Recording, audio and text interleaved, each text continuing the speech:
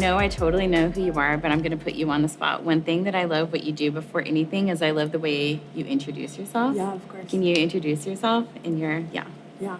Yad'e, she'eya Emma Robbins, Yanishia, Bilagana Sant Danette, Nishle, Hashkan Hadzoche, Bashishchi, Sant Danette, Dashiche, Ado Nakaidre, Dashinale, Akot Ego Dene, Astana Nishle.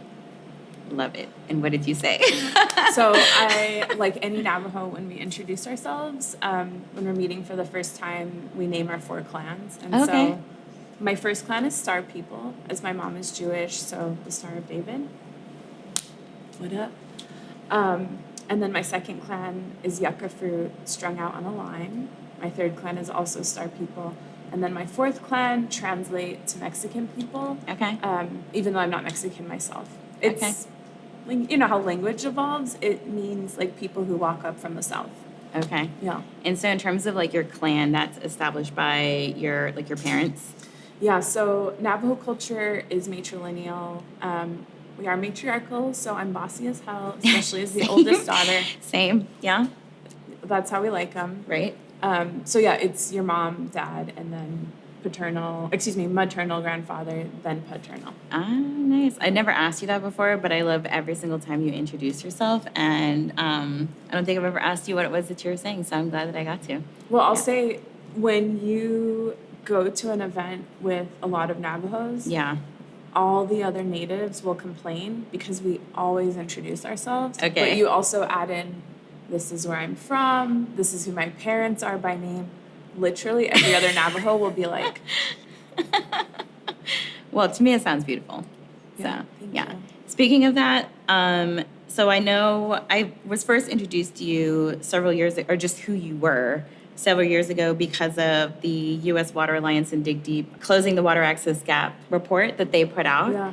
And when that came out, you know, that's what really told the story of the 2.2 million people in this country who lack access to clean water and sanitation. Mm-hmm. And this has been several years ago that report came out. And I think I had been in the industry for 12 years, mm-hmm. and I had never heard that before. Really? Yeah, never heard that before. I mean, I'd heard about the millions of people around the world who lack access, but it always seemed like that was something that was happening not in the U.S. Yeah. And so to find out that, you know, 6 hours south of here in Texas to the Colonias, it's happening, you know, the Valley in California, Navajo Nation, mm-hmm. the fact that if you're indigenous, you're 19 times more likely to face that. Like, in some ways, that has kept me up at night because of that, and really that nobody knows about it. But you're from Navajo Nation, and that is your story. So tell me, like, that's in a report, but what was life like that for you growing up?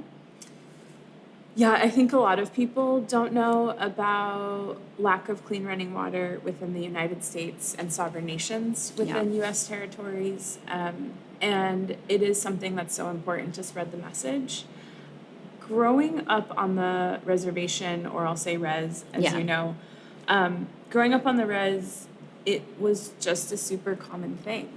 You know, we didn't have clean running water at my grandparents' house, most of my relatives, no flush toilet, but then also there's no electricity. Yeah. And nowadays there's no internet. I remember also no one had phones, so if you had a phone, it was like a big deal. Yeah. But there are also secondary things that contribute to lack of clean running water. Very rural areas, but roads that aren't maintained, so a lot of times equipment can't come in. And it's a huge issue because obviously when you don't have clean running water, you're extremely vulnerable. Yeah. So I always grew up with thinking that it was just something that was super common. But, you know, being a mixed Navajo, I grew up with feet in 2 different worlds. Even though I was on the res in the summer when I would go visit my mom's family in Chicago, it was just like a whole contrast. Yeah. And when I got older, I realized that it was really messed up. I'm from an area on the reservation which has some of the highest rates of contamination of water with abandoned uranium mines. And so when I was 14, my grandmother passed of stomach cancer from uranium in the water. And that played a really big impact on my life in terms of understanding that issue. And my story is not unique. Yeah. A lot of people have lost family or are sick themselves. Yeah. I mean, I want to talk a little bit more about the work you're doing now, but I know you came from leading the Navajo Water Project through Dig Deep on Navajo Nation. I also know that you're an amazing artist. So kind of talk about like those two worlds and how they come together for you and why art can be such an important way to talk about that stuff with people. Definitely, I think a lot of people are visual learners, and so Myself included. exactly, totally the same. And I think we're also, as Native peoples, storytellers. It's Yes. not always just writing out data. Yeah. Although data in all forms is super important, but when we can create art, we're able to educate people in more accessible ways. I think being Navajo means that we are part of the earth, so we're part of water, and that's our duty. We're part of our culture to protect that. We're also artists, and art is in our bones and our blood. And so I think we really can't take that away from who we are. In most things in our culture, there's not like a hard definition of this is this and that's that, and things are so black and white. But also when we're building these projects or when we're coming together as communities to care for one another on the res, we have to incorporate both of those things because it is much more inviting. It's a way to tap into people's interests. And I think a lot of times having a background in the art world, people assume that there is that hard definition or that hard line. In my own art practice, most of the work that I make is about treaties. Yeah. Water and land are the number one things in treaties, and there's that big loss of those things, but there's also a big loss of culture. And so my goal is to educate people about that and encourage them to take a step further and look things up online, learn about their treaties, whose land they're on. So Yeah, there's a really good app to do that, which I can't remember off the top of my head right now, but anywhere you are, you can like put where you're at and it will show you the different nations that are from there. Native land. Native land. They also have an amazing Instagram that spreads a lot of information. That's the app, Native Land. The app, yeah. I don't know if you remember how, well, first of all, let me ask this question. Yeah. So, well-meaning people, there's a lot of them out there. Yeah. What is like the biggest way well-meaning people have, like what's the best way to mess up an opportunity to be helpful with the water access issue that they may think they're being helpful, but they're not, like in your experience of working on that issue? Very good cue. I'm gonna take a drink for that one, right? Now, let's see. Okay, so yeah, really great people have really great intentions, but they're missing really big things like actually listening to the community. Projects should be designed with communities. There should be a really big element of collaboration. There are so many people who work for governments, whether it's federal, tribal, state, county, that want to implement these projects, but they're forgetting that oftentimes you need to build time and money into doing actual research and embedding yourself in the community. Yeah. And showing that there's going to be an O&M or an operation and maintenance plan afterwards. Yeah. And that they're not just going to leave you with a failing project. Not every piece of technology, whether those are hydro panels or septic systems, is appropriate for every community. Yeah. So it's not like a one-size-fits-all situation. You can't copy and paste that. Yeah. So it's about listening to people, and I think also there's this assumption that collaboration isn't at the same level of designing things. I have told you before, I have so many enemies who are engineers because I've been told I have more knowledge than you and I'm going to design this project, but it's like, bro, get in there and mix with the people. Yeah, you can't come in there like that. No.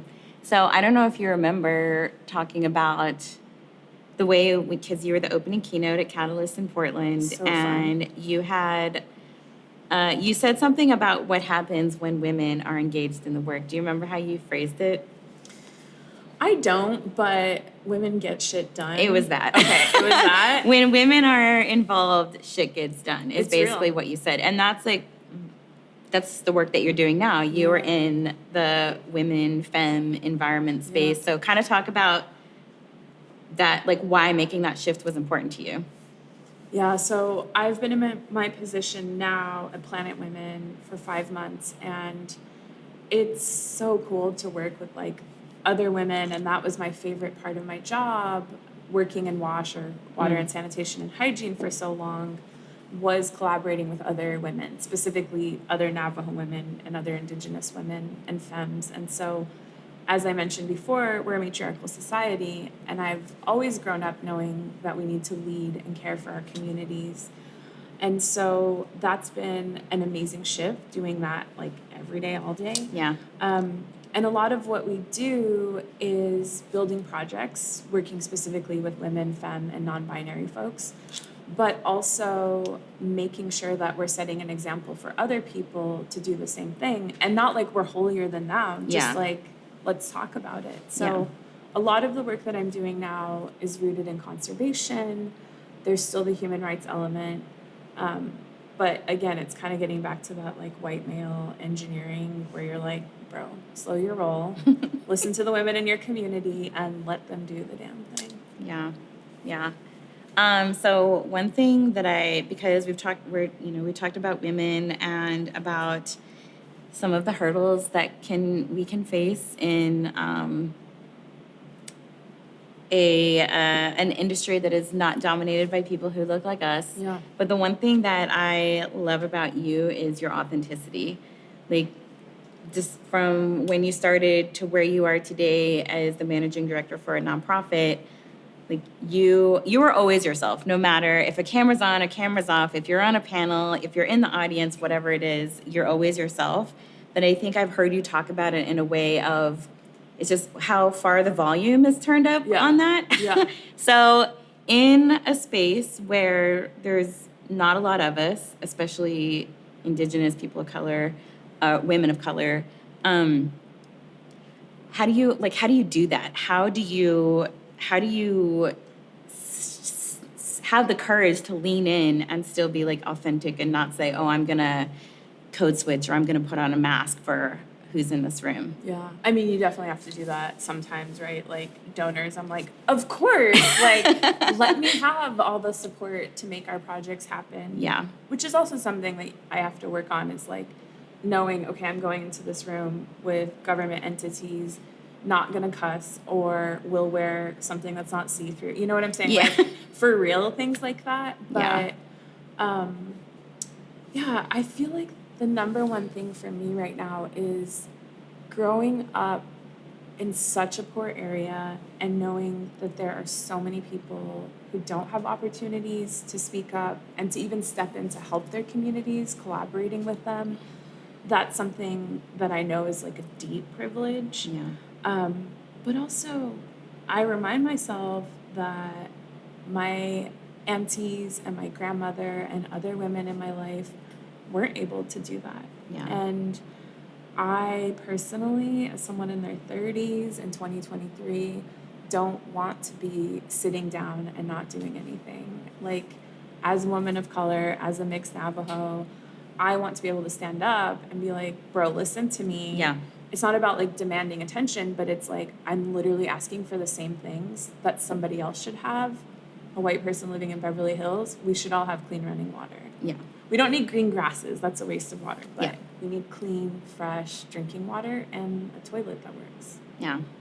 So for somebody maybe a few years back in their journey, maybe someone just starting, Yeah. what would be like a word of wisdom you would give to them to not sacrifice that authenticity? Because I feel like at the end of the day, I'm going through a lot of transitions in my own. Like I'm sunsetting my company. I've hired a replacement for the lab. But like Rogue is very much my identity. So it almost feels like, but the biggest lesson that I've learned in that is people thought we created great content or people were happy with the deliverables that we sent to them. But ultimately it was my personality, or is because people knew that it was like genuine, or she gives a shit for real. Yeah.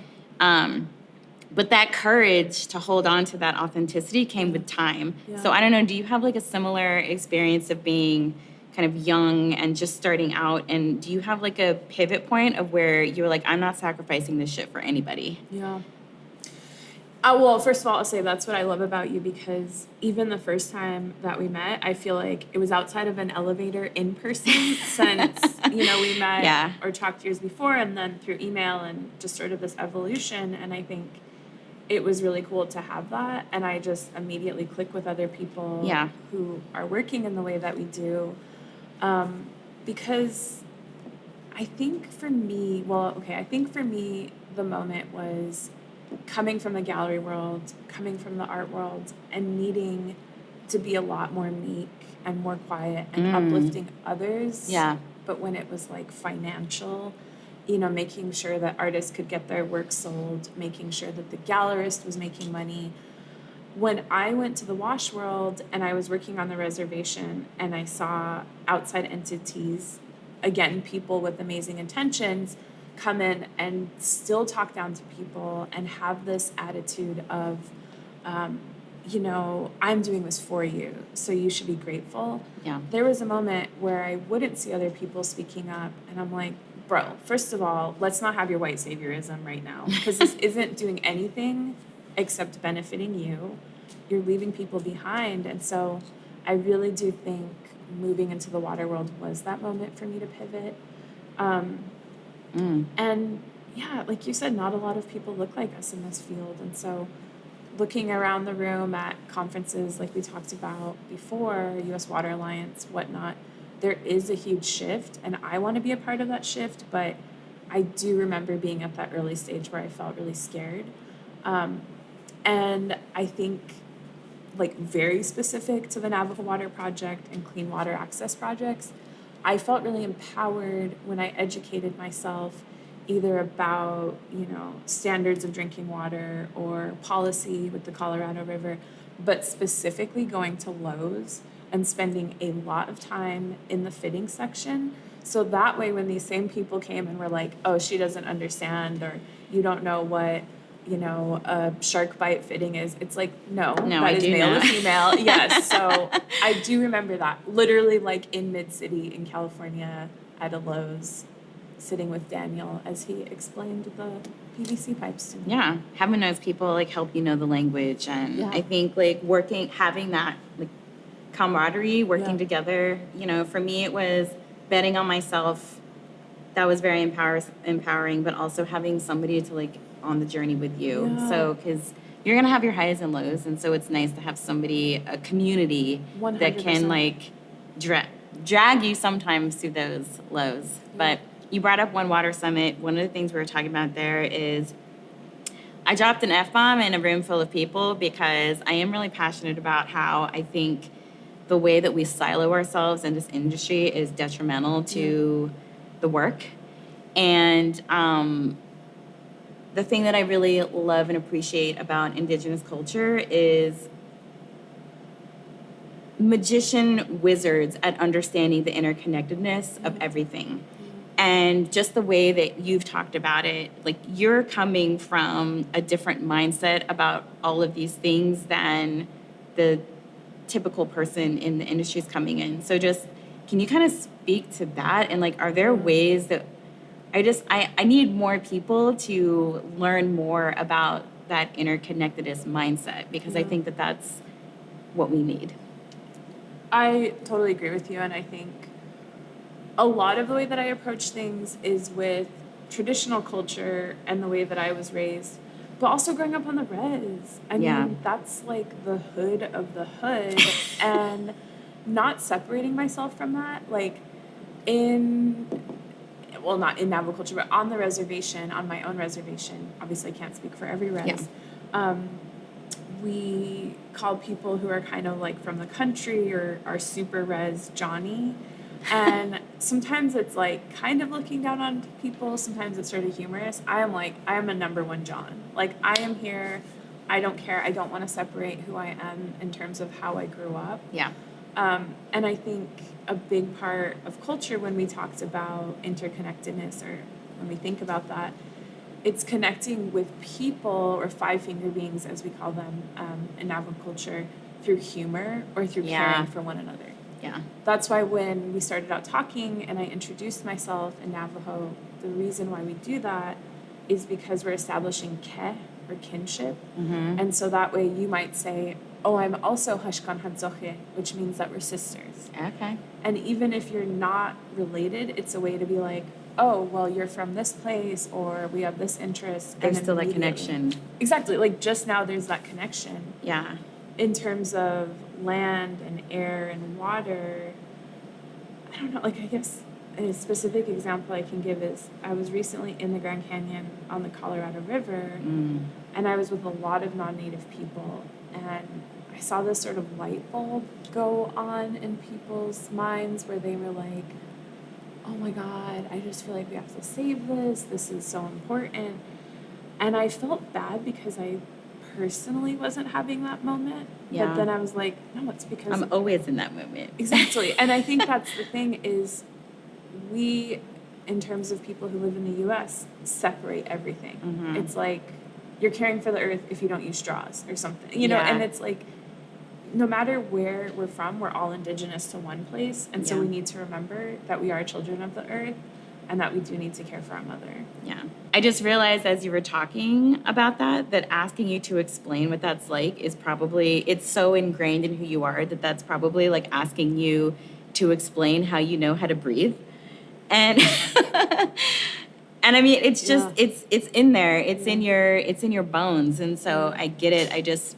I wish that there was a way that we can extract that and just have more people learn that. And maybe it is by actually getting your ass up and going and getting in nature, or getting your ass up and going and having a conversation with somebody who is different than yourself. Exactly.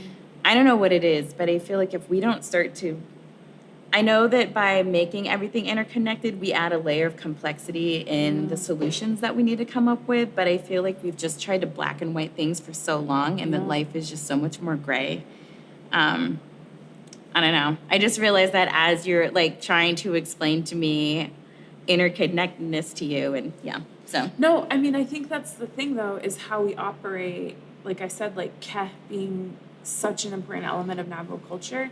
To this day, like I'm very close to my dad. He's played a huge part in the work that I do, in the supporting myself, but also my other sisters. And it is something that he constantly has to remind me. I will have moments in my professional life where I'm like, oh, this person, they're pissing me off. Blah, blah, blah. And my dad will literally be like, remember, they're your sister by clan.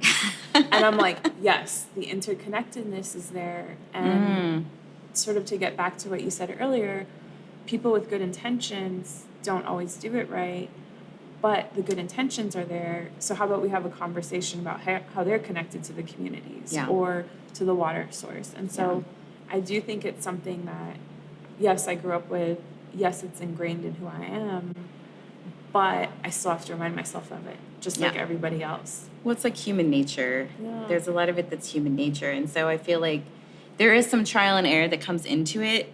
And so I guess I would hope to encourage people to be comfortable with fucking it up. Yes, on all levels. On all levels. Like, you learn so much when you fail. So just, I mean, say, I may totally mess this up, but this is, I'm going to try. And I think people, it's endearing when somebody tries and maybe they fall flat. But I think we're so perfect. Like, I think trying to be perfect and nail it is hurting us from trying and not nailing it and learning and doing better the next time. So, well, I think as women especially, that is something that is ingrained in us, is to reach perfection and not fuck it up. Yeah. And doing all these things at once, but then also doing these other things here, like caring for a family or, you know, needing to pay bills or whatnot. And so I think that is something that as women or femme-presenting people, that holds us back, is this need to feel like there's perfection. There's also this pressure from society. I mean, there are lots of studies on this. When women do fuck it up, it's like everything is on you and you didn't do this right. And yes, like you said, you fell flat on your face. So there's a lot more judgment versus when men do it, it's like, oh, he's learning and he's cute for doing that. And I think those are other conversations that we need to have. Well, just in conversations we had before, we are our worst critics to one another. We're like, oh, like it's okay to mess up. And then we crucify one another when we're doing something different than how we did it or how we knew. So yeah, I think we need to create more of a community around fucking up. I agree with you. And I think also this mindset of needing to work 24/7 all the time. The whole hustle culture. Yeah. Here for it, still doing it. Yep. But I think like with this mentality or, you know, this culture discussions about shifting, you don't need to be perfect 24/7 or you don't need to work 24/7. Sometimes I'll like read memes on Instagram or see something and I'm like, that's right, self-care, I'm empowering myself. It's a muscle that needs to be built and it's long term. I don't just read that meme and my life changes. Exactly. It's like we have to work on that. And it's intergenerational trauma, it's blood memory. It's not just like, oh, I'm stressed out to be stressed out. I'm responding to trauma that might be decades ago or something that my mom went through, but it's still there and we really have to practice it. We got to build that muscle. Yeah. Outside of Instagram memes, what is your favorite? I mean, it could be an Instagram meme. I don't know. What's your favorite quote or word of advice you've ever gotten or heard? Oh my God. Okay. We're in this portion of the conversation. I am like fully here for this, living for this.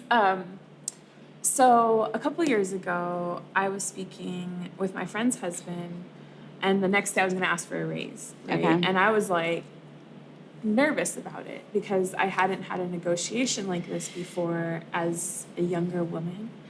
And he was like, Emma, I'm going to tell you this, and this is something I tell other people. You are Jim. Okay. Jim is a white guy. Okay. Jim thinks that the world owes him everything. Jim knows that he's going to get a raise. It's just like... Asking as a formality. Exactly. Yeah. Like there are things. Jim's going to go to a restaurant, complain about something, get the manager. It's like all these things. And he's like, you have to be Jim. You are that white guy. Like you go in there and walk with the confidence of a mediocre white man. And like, get your shit done, girl. Get that money. And I was like, he's not wrong. And he said, this is literally the number one piece of advice, but sticks with me, is put those white man balls on the table, act like you are Jim, and you will get what you want. And I got what I wanted. There you go. I mean, I think that's real, is like, we're so nervous, like you said. I mean, obviously we all are, but a lot of times women in our field are nervous, and it's like, no, you're just like Jim. You're just like everybody else, and you deserve that. Clean running water, good pay, and care for yourself and your family. There you go. That's the new hashtag, just like Jim. Yeah. Yeah. Yeah. We're going to put it on a shirt. So, okay, the last thing. So Rogue has some core values. I'm going to have you scroll through these pics. These are the core values. Pick the one that speaks to you most and talk about why, all right? So I'm like scrolling through a phone. I'm like, we just talked about balls. We just talked about memes. What is going to be on this phone? Oh, no. It's safe. So just. No. And I also love these graphics. Okay. Should I read them out loud? Sure. Okay. Stay curious. Empathetically serve. Live in gratitude. Love that turquoise. Curate connections. Be authentic. And bold is gold. So which one? You pick the one that like speaks to you and say why. Like this is your final message to the flies on the wall right now. I mean, obviously I'm like bold as gold. I know. I kind of felt like that's where you were going to lean. But I was actually going to say, I think curate connections is probably the thing that I identify the most with because, again, as women working in the human rights sector, in the water world, in conservation and environmentalism, it's about bridging those connections because, like we said, as five-finger beings, as humans, we are still connected to this earth. And so if there's somebody working at the EPA or someone doing policy work with water rights, how does that fit into someone who's doing human rights? Yeah. I also strongly believe that when we climb that ladder, we have to lift other people up with us. That is something in women and femme communities where there's a lot of interfighting, or Native communities, and it's like, but we can all climb that ladder together. Yeah. So I think curating connections is probably the thing that I identify with. And like we said, bridging art and bridging water projects. And, you know, most recently I started a Native arts org called the Chapter House in Los Angeles. And it was because I wanted to curate that connection to Indigenous communities, both from the res and in urban settings, but also with the human rights element. Yeah. And then the element to just chill and make some art and enjoy it. Yeah. So you just took connections to a whole new level. So all of the things, interconnectedness. So, well, thank you for coming to Texas to have a conversation. And I love that I just found out that we are star sisters in this by learning that. Yes. So let's cheers. Or I don't know how to do like a star I don't know sign, how to but do yeah, that. yeah. We're like gonna start Just throwing pretend it's signs. there, Yeah, there. So cheers, and man, I'm here for you in whatever way that you need. And yeah, I wanna hug. Likewise.